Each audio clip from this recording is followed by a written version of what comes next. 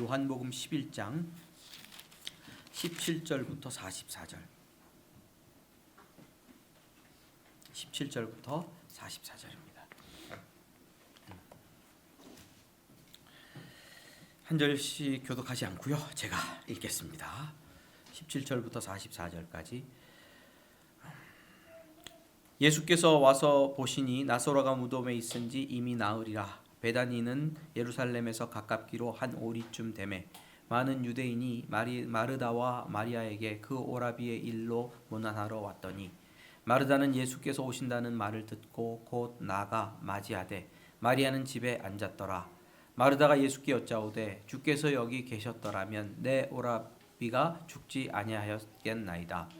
그러니 나는 이제라도 주께서 무엇이든지 하나님께 구하는 것을 하나님이 주실 줄을 아나이다. 예수께서 이르시되 내 오라비가 다시 살아나리라. 마르다가 이르되 마지막 날 부활 때에는 다시 살아날 줄을 내가 아나이다. 예수께서 이르시되 나는 부활이요 생명이니 나를 믿는 자는 죽어도 살겠고 무릇 살아서 나를 믿는 자는 영원히 죽지 아니하리니 이것을 내가 믿느냐. 이르되 주여 그러하외다. 주는 그리스도시요 세상에 오시는 하나님의 아들이신 줄 내가 믿나이다. 이 말을 하고 돌아가서 가만히 그 자매 마리아를 불러 말하되 선생님이 오셔서 너를 부르신다 하니 마리아가 이 말을 듣고 급히 일어나 예수께 나아가매 예수는 아직 마을로 들어오지 아니하시고 마르다가 맞이했던 그곳에 그대로 계시더라. 마리아와 함께 있던 위로하던 유대인들은 그가 급히 일어나 나가는 것을 보고 고카로 무덤에 가는 줄로 생각하고 따라가더니 마리아가 예수 계신 곳에 가서 배웠고 그 발 앞에 엎드려 이르되 주께서 여기 계셨더라면 내 오라비가 죽지 아니하였겠나이다 하더니 예수께서 그 우는 것과 또 함께 온 유대인들이 우는 것을 보시고 심령에 비통히 여기시고 불쌍히 여기사 이르시되 그를 어디 두었느냐. 이르되 주여 와서 보옵소서 하니 예수께서 눈물을 흘리시더라. 이에 유대인들이 말하되 보라 그를 얼마나 사랑하였는가 하며 그 중 어떤 이는 말하되 맹인의 눈을 뜨게 한 이 사람이 그 사람은 죽지 않게 할 수 없더냐 하더라. 이에 예수께서 다시 속으로 비통히 여기며 무덤에 가시니 무덤이 굴이라 돌로 막았거늘 예수께서 이르시되 돌을 옮겨 놓으라 하시니 그 죽은 자의 누이 마르다가 이르되 주여 죽은 지가 나흘이 되었음에 벌써 냄새가 나나이다. 예수께서 이르시되 내 말이 내가 믿으면 하나님의 영광을 보리라 하지 아니하였느냐 하시니 돌을 옮겨 놓으니 예수께서 눈을 들어 우러러 보시고 이르시되 아버지여 내 말을 들으신 것을 감사하나이다. 항상 내 말을 들으시는 줄을 내가 알았나이다. 그러나 이 말씀을 하옵는 것은 둘러선 무리를 위함이니 곧 아버지께서 나를 보내신 것을 그들로 믿게 하려 함이니이다. 이 말씀을 하시고 큰 소리로 나사로야 나오라 부르시니 죽은 자가 수족을 배로 독인 채로 나오는데 그 얼굴은 수건에 쌓였더라. 예수께서 이르시되 풀어놓아 다니게 하라 하시니라. 아멘. 길주 그렇죠? 한번 말씀을 읽고 싶어서 쭉 읽었습니다.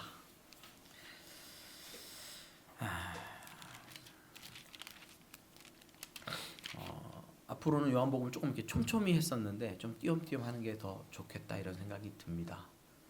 좀 저도 지루하고 여러분들도 똑같은 얘기를 계속 듣는 것 같아서 기대해 주십시오. 좀 빨리빨리 넘어갈 거니까.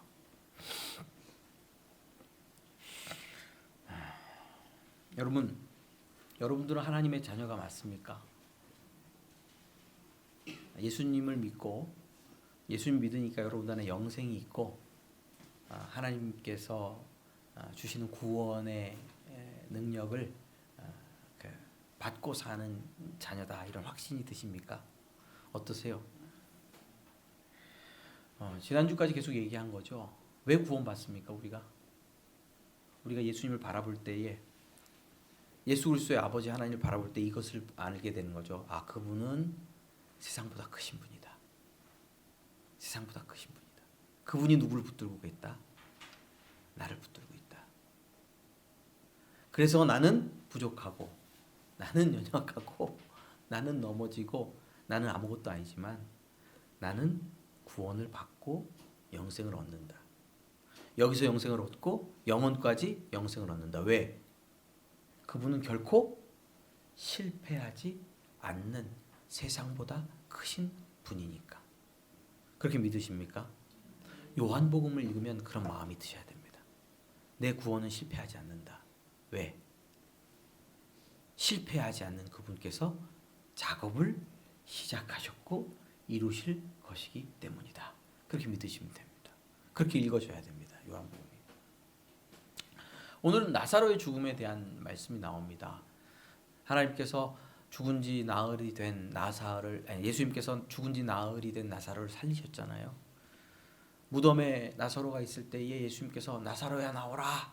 무덤 굴을 막고 있는 돌을 굴려내라 그러고 나사로야 나오라 했을 때 배로 동인 채로 죽은 자가 살아서 나오지 않았습니까? 나사로의 죽음에 관한 말씀을 가지고 부활과 또 우리 가운데 넘치는 소망에 대해서 함께 살펴보려고 합니다. 예수님께서는 나사로가 아프다 하는 얘기를 미리 들으셨어요. 근데 아프면 어떻게 해야 되죠? 가셔서 고쳐주셔야 되잖아요. 차일피일 나사로가 아프다는 얘기를 듣고도 가시지 않아요. 일부러. 참 요상하시죠.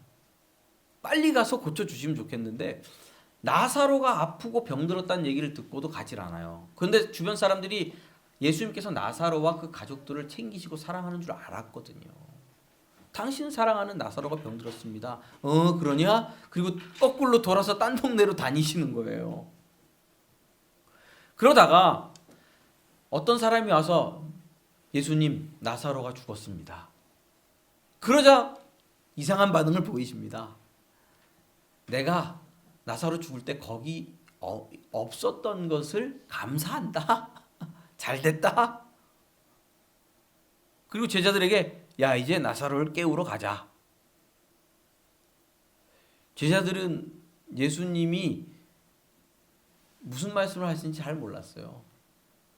주님 나사로가 잠들었으면 그러면 깨겠네요. 이런 얘기를 하고 또 예루살렘 가까이 가자 그러니까 유대인들이 돌로 치려 그랬는데 또 거기 가서 돌 맞으려고 갑니까? 이런 얘기하는 제자들도 있고요. 자, 예수님께서 차일피일 왜 미루셨죠?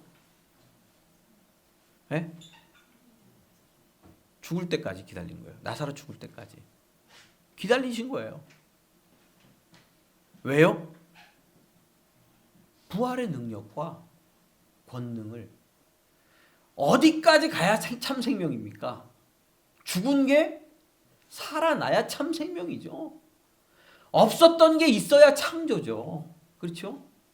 죽음이 떠난 곳에 생명을 불어넣어야 참 부활이죠.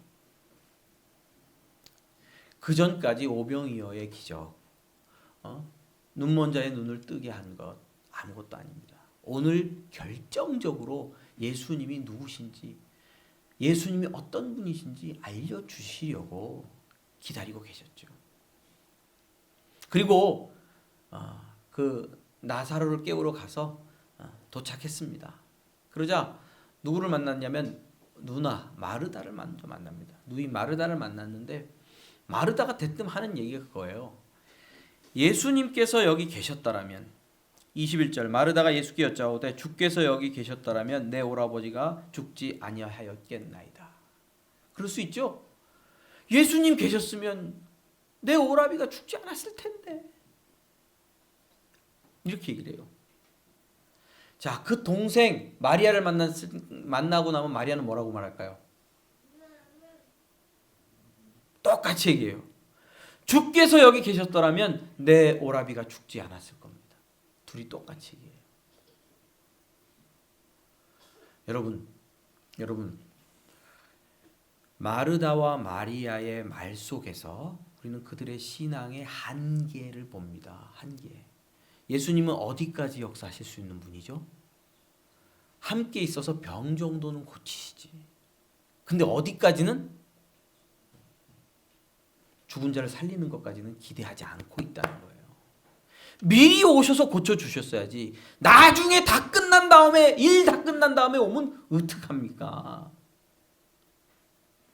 거기까지라고요. 자기들이 보아왔던 예수님 뭐야? 예수님 뭐예요? 병자를 고치고 오병이어의 기적을 일으키시고 저기 어디죠?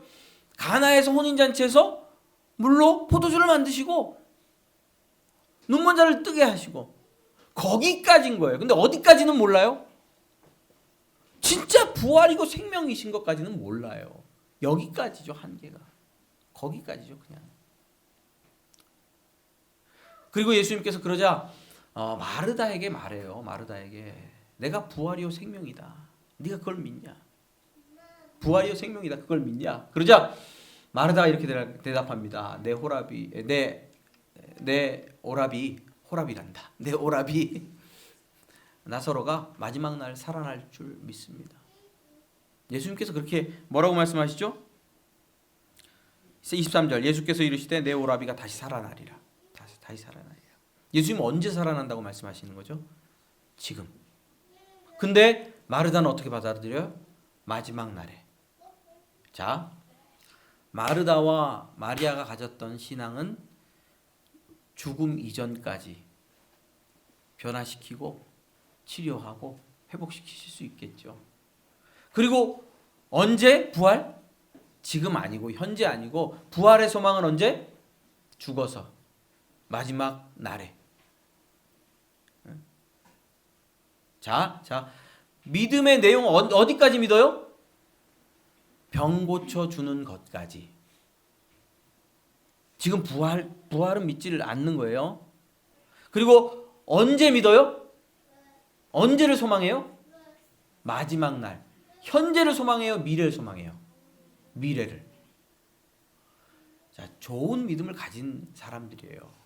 마리아와 마르다, 나사로의 가족들. 근데 문제가 뭡니까? 한계가 있는 거죠. 한계가 있는 거죠.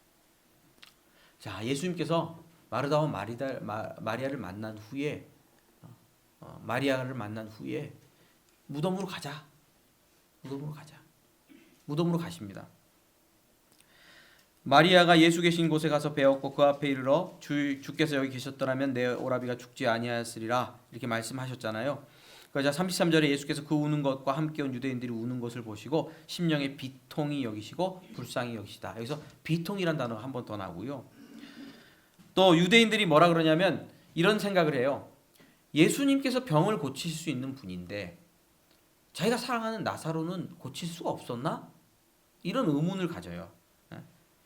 그중 어떤 이는 말하되 맹인의 눈을 뜨게 한 이 사람이 그 사람은 죽지 않게 할 수 없었더냐 하더라. 이에 예수께서 다시 속으로 비통이 여기시며 무덤에 가서 무덤이 굴이라 돌로 막았건을 이제 옮겨 놓으라 말합니다. 두 번 비통이라고 말을 써요. 언제냐면 예수님 앞에 있는 사람들이 예수께서 부활이요 생명인 것을 믿지 않을 때 비통이라는 단어를 써요. 개역 한글판, 개역 개정판 말고 개역 한글판에는 통분이 이렇게 돼 있어요. 통분은 뭐죠? 이렇게 분수를 이렇게 통분하는 거 말고 뭐죠? 마음의 화. 이게 비통이라는 영어 단어도 그렇고 헬라어 단어도 그렇고 이게 단순히 슬프다 이런 게 아니고 마음이 좀 뒤틀리면서 고통스러운 그런 굉장한 어떤 깊은 어떤 마음의 울림 이런 거를 표현하는 단어예요. 자, 예수님이 거듭해서 말하는 건 뭐냐면 거듭해서 말하는 건 뭐예요? 내가 부활이요 생명이다. 언제? 지금. 내가 부활이요 생명이다. 어떤 것까지? 이기는? 죽음까지 이기는. 내가 부활이요 생명이다. 지금 죽음까지 이기고 넘어서게 하는 부활이요 생명이다 라고 말하고 있는데 여기까지. 내가 믿는 건 여기까지. 내가 믿는 건 저 미래에. 정말 중심을 못 잡고 있는 모습들을 보면서 예수님께서 비통이 여기시는 거예요. 분통이 여기시는 거예요. 예수님 나사로에 나오라. 그럼 살아날 사람 때문에 울고 불고 슬퍼할 이유가 없어요. 나사로 죽을 때까지 누가 기다렸죠? 예수님이 기다리셨잖아요. 누가 죽을 때까지 기다렸어요? 예수님께서. 왜? 살려내려고 다 계획이 있으신 거예요. 봉준호 강복만 계획이 있은 게 아니고 예수님도 다 계획이 있으셨어요. 그리고 돌을 굴려내신 후에 뭐라 그럽니까? 딱 한마디, 나사로야 나오라. 나사로야 나오라 하기 전에 누구에게 기도해요? 하나님께 기도해요. 하나님, 내 기도를 언제나 들으시는 것을 내가 압니다. 감사합니다. 누구니까? 자기가 하나님의 아들이니까 기도를 들으신다. 그리고 나오라. 그러니까 나오잖아요. 자, 나오라. 그러니까 나오잖아요. 베로도 자, 죽은 나사로가 살아나는 부활을 누가 봤습니까? 예수님의 제자들. 어디까지 봤어요? 병 고침뿐만 아니라 뭐까지 봤어요? 부활.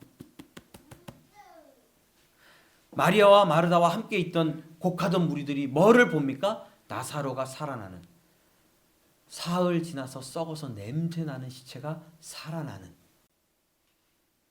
부활을 보죠. 자, 부활, 병 고침을 넘어서는 생명의 부활을 보고, 미래가 아닌, 여러분 미래를 믿는 건 쉬워요. 미래에 내가 죽지 않고 천국 갈 거야. 어린애들은 웬만큼 좀 가르치면 다 그렇게 믿어요. 미래는 내일 무슨 일이 일어날지 어떻게 알아? 제일 잘 믿는 건 뭐예요? 꿈은 이루어진다, 이런 거 있잖아요. 꿈은 이루어진다. 뭐 월드컵 같은 거 할 때 경기장 보면요, 우리나라 사람들이 피켓을 쫙 들면 크게, 그렇죠? 한 10,000명 정도가 딱 들면 막 꿈은 이루어진다 뭐 쫙 나오잖아요. 그런 거 딱 들면 사람들이 막 가슴이 뭉클하고 전율을 느끼고, 와, 우리 뭐 그런 거는 그냥 막연한 기대, 미래에 무슨 일이 안 일어나는 것도 말고. 신앙은 그런 게 아니죠.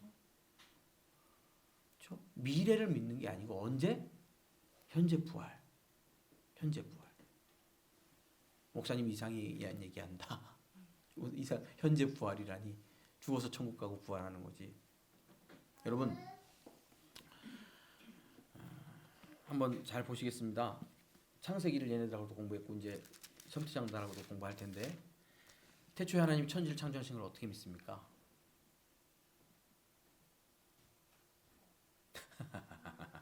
그냥 믿어요. 그냥 믿는 거 좋은 믿음입니다. 할렐루야. 어떻게 믿어요? 창세기 믿어집니까?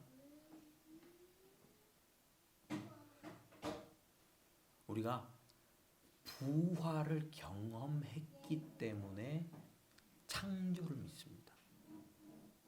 자, 잘 들어보세요. 오늘날 그리스도인들은 부활을 경험하는 사람들이에요. 그래서 창조를 믿는 거예요. 자, 부활이라는 게 뭐예요? 생명이 없는데 생겨나는 거잖아요. 그게 창조, 죽음의 창조가 부활이에요. 그렇죠? 그걸 경험한 사람들은 창세기 1장을 읽으면서 이거 믿어지는 거예요. 그 능력을, 그 부활의 능력을 오늘 경험한 사람들이 과거의 창조의 능력을 믿는 거예요. 나만 얘기하는 게 아니고 본회퍼라는 유명한 신학자가 창세기 1, 2, 3장 주석에서도 얘기를 하더라고요.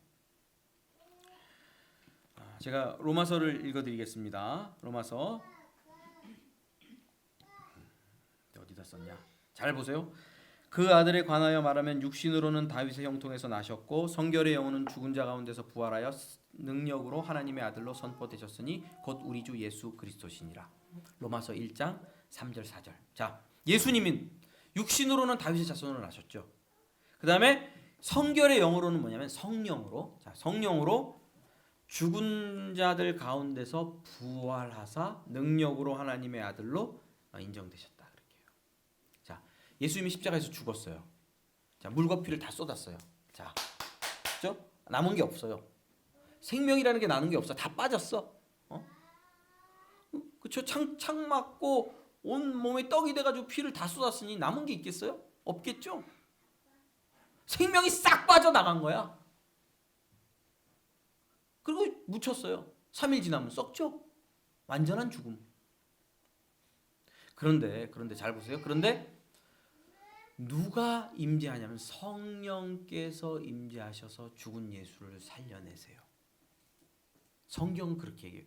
예수님이 그냥 아유 이제 3일 지났으니까 일어나야지 이게 아니고 하나님 아버지께서 성결의 영인 성령을 보내세요. 자 보세요. 시체예요. 생명이 없어요. 완전한 죽음 상태예요. 거기에 하나님의 영인 성령이 임재하여서 생명의 기운을 불어넣고 살려내신다고요. 그게 부활이에요. 그걸 성경은 부활이라 그래요. 그냥 뭐 죽었다 깨어나는 거, 잠자다 깨어나는 게 부활이 아니고 완전한 죽음 가운데 성령이 임하셔서 능력으로 살려내는 것을 부활이라 그래요. 예수님 그렇게 부활하셨어요. 그렇죠? 그러면 우리가 부활을 경험하려면 누가 우리 가운데 오면 돼요? 성령 하나님. 자, 성령 하나님께서 일로 와서 우리한테 들어오면. 자, 그렇죠? 전기 기타 치다가 갑자기 감전되는 이렇게 찌릿 감전되는 사고가 있잖아요. 갑죠? 무대에서 쓰러지기도 하고 전기 다 나가기도 하고 하여튼 감전 사고가 있어요. 자, 찡찡 치면 음악이 쫙 들리잖아요. 이게 뭐의 힘이에요? 전기 힘이잖아요. 전기 힘. 전기 힘이 뭘로 바뀌었어요? 이 음악 신호로 바뀌었잖아요. 근데 이 맛을 제대로 보려면 어떻게 해요?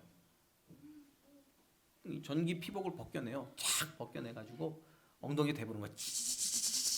이 맛이었구나. 이 맛이 지금 음악이 돼서 나가고 있구나. 전기 그렇죠? 예수 그리스도를 살린 그 능력은 뭡니까? 성령님의 능력이에요. 성결의 영이신 성령님의 능력이에요. 그런데 자 보세요. 오순절날 누가 임재했죠? 성령께서 임재했어요. 오순절날 성령께서 임재했어요. 이게 굉장히 중요해요. 오순절날이 이름에 그들이 다 같이 한 곳에 모였더니 호련히 하늘로부터 급하고 강한 바람 같은 소리가 있어 그들 앉은 온 집에 가득하며 마치 불의 혀같이 갈라지는 것들이 그들에게 보여 각 사람 위에 임하여 있더니 그들이 성령의 충만함을 받고 성령의 말하게 하심을 따라 다른 언어로 말하기를 시작하니라. 오순절날 일어난 것은 단순히 은사를 주는 사건이 아니에요. 은사 받았죠? 방언을 말해요. 병고침의 역사가 나타나요. 근데 단순히 은사적인 차원이 아니라 성령의 임재는 부활의 경험이에요. 300명이 되는 예수 그리스도의 제자들이 모여서 저녁 기도에 힘쓸 그때에 성령께서 임재하셔서 예수 그리스도를 살릴 때의 그 능력과 권능, 그 부활을 경험할 수 있도록 역사해 주셨다는 거예요. 그 후에야 비로소 부활의 증인이 되는 거예요. 부활의 증인. 예수 믿는 사람들을 뭐라고 부르죠? 부활의 증인. 부활 봤어요? 위증죄잖아. 부활 못 봤는데 부활 봤다 그러면 위증죄잖아요. 위증. 목사님 부활 봤어요? 못 봤는데. 부활 못 봤는데 예수님 부활했다고 하면 거짓말쟁이잖아요. 그렇죠? 예수님은 제자들은 사실 부활을 보고도 부활하신 예수님을 만나고도 부활을 전하지를 못했어요. 숨어 있었어요. 두려워서. 부활하신 예수님을 만나고 그와 함께 떡을 떼고 그의 말씀을 듣고 그런 시간들을 가졌음에도 불구하고 두렵고 떨려서 부활을 증거하지 못했어요. 오히려. 왜요? 부활을 보기만 봤지 부활의 능력과 실체를 경험하지 못했거든요. 근데 마치 오순절날이 일어났을 때에 하나님께서 그들에게 성령을 부어주셨어요. 성령은 누구라고요? 예수를 부활시키신 능력. 그 능력이 들어와서 부활을 경험하고 나니까 이게 부활이구나. 하나님께서 예수 그리스도를 이렇게 부활시키셨구나. 이 부활의 능력과 권능이 오늘 우리 안에도 머물고 있구나. 예수 부활하셨다. 우리도 부활할 거다. 너희들도 예수 믿으면 부활할 거다. 부활에 대한 확신이 생기고 부활을 증거할 수 있는 거예요. 우리 그 사랑하는 교회 왜 부활을 증언하지 못합니까? 아직 잘 못해요. 예수님 부활하셨다 이렇게 말할 수 있어요? 아직 아니에요. 왜? 성령의 임재와 능력과 권능이 있으셔야 돼요. 하나님께서 일으키셔야 돼요. 거기에 소망이 있습니다. 거기에 소망이 있습니다. 왜 이렇게 흥분될까요? 제가 개인적으로 제가 늘 싸우는 그 신앙적인 싸움 중에는 우리 그상 한들교회와 제가 맡았던 모든 그 한국교회 성도들과 신앙의 싸움 중에는 오늘이라는 싸움이 있어요. 오늘. 예전부터 저는 어렸을 때부터 죽으면 천국 간다. 그런 거 배웠어요. 근데 죽으면 천국 간다만 믿고 끝나더라고 성도들이 다. 죽으면 부활한다. 예수님 오시면 부활한다. 근데 그리고 그냥 말아요. 그게 아무것도 아니에요. 근데 내가 보니까 하나님께서 내게 주신 말씀은 그 부활과 그 천국은 오늘이라는 거 오늘. 우리는 소망을 오늘 가져요. 오늘 부활의 능력과 권능을 경험하고 오늘 죽은 나를 살리시고 오늘 죽은 교회를 회복시키시고 오늘 역사하신다. 그래서 오늘 역사하심을 내가 경험하고 맛보고 과거의 창조와 미래의 부활과 재림을 확신하게 되는 거예요.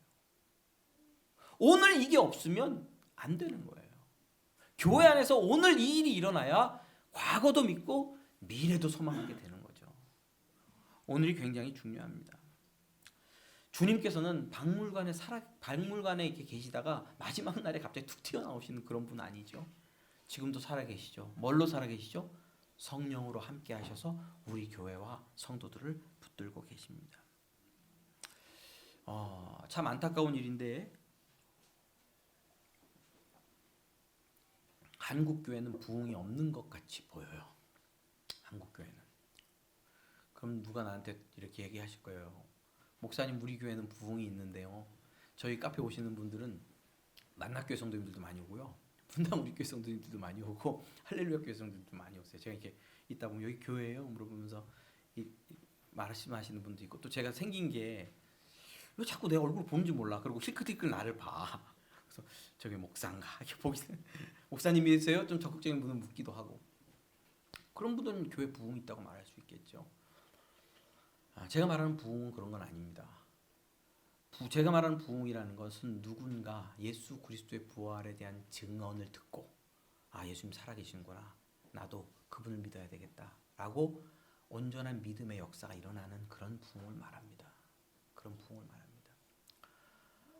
큰 교회는 내가 큰 교회 나쁘다 이렇게 얘기하는 거 아니에요. 크든 좋든 그게 기준은 아닙니다. 나쁘고 좋고 이런 건 없습니다. 교회는 다 하나님의 교회니까 좋습니다. 큰 교회가 크게 된 이유 중에는 지방에서 목사님들이 시골에서 이제 다니면서 전도하고 선교하고 교회를 이루었으면 도시화 때문에 이분들이 도시로 나오잖아요. 그럼 어느 교회 가죠? 큰 교회 가요. 큰 교회 가요. 큰 교회 가요.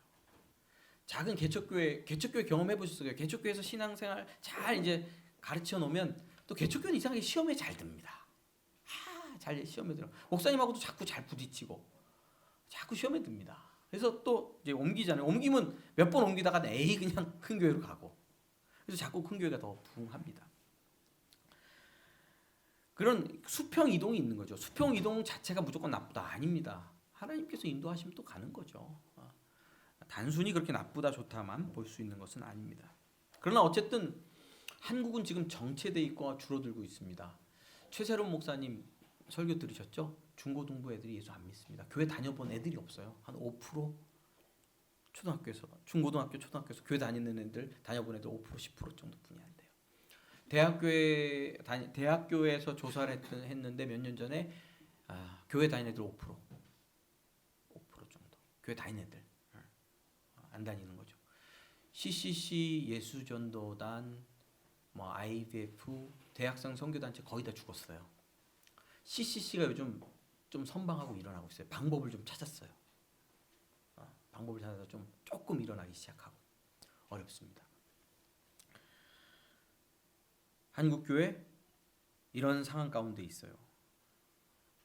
이런 상황 속에서 제가 묻는 것은 한국교회 아직도 소망이 있나? 아직도 소망이 있나? 금요일날 네팔 목사님 카마르 목사님하고 제가 네팔 갔을 때 저를 이제 가이드해 주신 마야 사모님하고 같이 이렇게 오셨어요. 두 분은 부부입니다.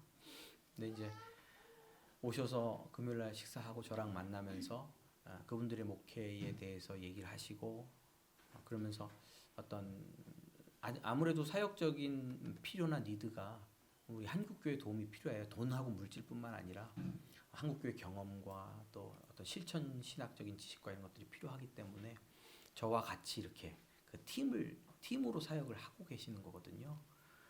그래서 그쪽 네팔 쪽에서 사역하시고 저는 여기서 사역하고 또 배강훈 목사님 몇몇 목사님들하고 같이 팀을 이루어서 같이 그래서 제가 할 수 있는 코칭은 해드리고 뭐 리더십이라든지 소그룹이라든지 하다못해 네팔의 마더와이즈를 심는 문제라든지 이런 것들에 대해서 같이 의논하고 얘기를 하는 시간들을 많이 가졌는데 몇 명 모이는지 아세요? 교회? 200명 모여요. 200명 모여요. 우리가 갔던 베트남의 교회 몇 명 정도 되는지 아세요? 몇 명 모였죠? 100명 넘었죠? 100명 넘어요. 우리 교회가 훨씬 작아요. 게임이 안 돼요. 네팔 제가 한 15일 정도 돌아다니면서 교회를 한 6, 7개 다녔거든요. 교회마다 부흥이에요. 요거 반만한 요만한 데서 예배 드리는데 진짜 제가 앉지도 못했어요. 이렇게 하고 양철 지붕에 에어컨도 없고 선풍기도 없고 막 진짜 죽게. 그게 이제 그게 한국에서 헌금해줘서 양철 지붕을 그래 얹은 거예요. 와 찬양하면서 드린데 박자도 안 맞고 음도 안 맞는데 뜨거워요. 부럽더라고요. 엄청 부럽더라고요. 근데 제가 이런 부흥의 얘기를 동남아의 교회 선교사님들한테 많이 들어요. 부흥에 대한 얘기를. 너무 부럽더라고요. 한국 교회는요. 제가 야민 전사님하고 김은주 선교사님 그 아내 선교사님에게도 얘기했어요. 한국 교회는 지금 윈터 시즌 겨울로 들어섰다. 씨를 뿌려도 나지 않는 겨울. 우리 굉장히 혹한기에 접어들었다. 베트남은 지금 봄이다. 지금 복음의 씨를 뿌려야 된다. 몇 년 지나면 교회 개척 힘들어질 수 있다. 기회 놓치지 말고 빨리 해라. 이건 제가 보는 시각이에요. 근데 그런 물음들 속에서 그런 만남들 속에서 제 마음에 드는 하나님 앞에 의문이 있어요. 정말 하나님, 정말 우리 한국 교회는 이제 소망이 없습니까? 한국 교회는 정말 소망이 없습니까?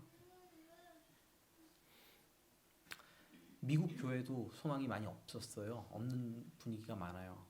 교회가 잘 안 돼요. 감리교회 잘 안 돼요. 그래서 누구에게 문을 열어요? 게이. All the people welcome. 크게 써붙이고요. 게이, 레즈비언 다 웰컴. 우리 교회는 다 환영한다. 다 하나님의 자녀들이다. 아무나 와라. 그럼 그분들이 모인대요. 거기 말고는 성장하는 교회를 찾기 어려워요. 어떻게 해야 되죠? 소망이 없나요? 여기까지인가요? 치료와 회복의 능력, 주님이 여기 계셨더라면 여기까지인가요? 그냥 여기서 이렇게 먹고 살면서 마지막 날을 기다려야 되나요? 아니라고 생각합니다. 오늘도 주님께서 살아계십니다. 부활하신 예수님께서 보좌 우편에서 우리를 위해서 기도하고 계시고 성령으로 함께 하시면서 우리 교회를 붙드셔서 우리 성도들을 붙드셔서 선교하고 전도하도록 역사하시고 계시는 거죠. 거기에 소망이 있다고 믿습니다. 부활의 소망, 부활의 능력, 성령으로 오늘도 역사하고 있습니다. 다만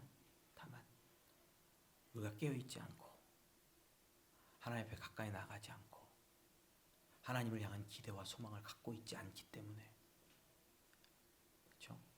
계속 처지고 계속 바닥을 치는 자리에 머물 수밖에 없는다, 이런 생각이 듭니다. 사랑하는 성도 여러분, 2020년 우리 예수님, 선한 목자 되신 예수님을 따라가면서 부활을 경험할 수 있기를 원합니다. 성령의 도우심과 능력으로 부활의 능력과 권능을 이 모양 저 모양으로 경험하고 예수 부활의 증인으로 세워지고, 그래서 여기서 도시선교 공동체 그 사랑 한들교회잖아요. 그분의 사랑과 그분의 은혜를 증언하고 증거하는 역사가 나타나지기를 주님의 이름으로 축원합니다. 하나님께서 그렇게 우리 교회를 세우시고 인도해 가실 줄 믿습니다. 기도하겠습니다.